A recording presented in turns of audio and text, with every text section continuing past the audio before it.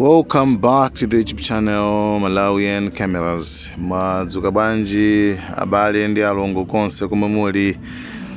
Ayi ife ndithu tadzukanso bwino ngakhale kuti tili ndi zovuta zimene zationekera anthu okwana 9 kuphatikizapo Vice President wa dziko lino la Malawi pamene watisiya mungozi chayandeke. Anyway, lero zikuti bwanji kumene ku Human Rights Defenders Coalition HRDC kwatuluka chikalata chomwe aujene awa Gift Trapens amene ali mtsogoleri wa bungwe limeneli loyang'anira ufulu layankhula kwanena kuti pakufunika pachitike ija imachita kuti immediate investigation of the plane.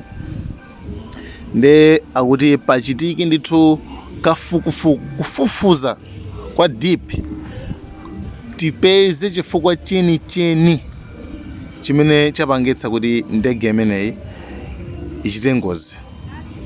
Iwo atsindika kunena kuti zimenezi ndizofunikira kwambiri makamaka ku dziko lonse lapansi komanso dziko la Malawi tidziwe kuti chinapangitsa chimenechi kuti ndege imeneyi kuti igwe ndi chani.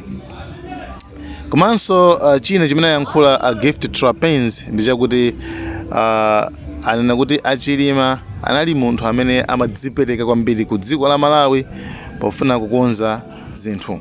Komanso Achilima anali munthu yekhayo amene amathandiziranso kwambiri pa nkhani yokhuza ndi za ufulu wa nzika za dziko lake. Kotero iwonso anamalizitsa ndi kuyankhula kuona kuti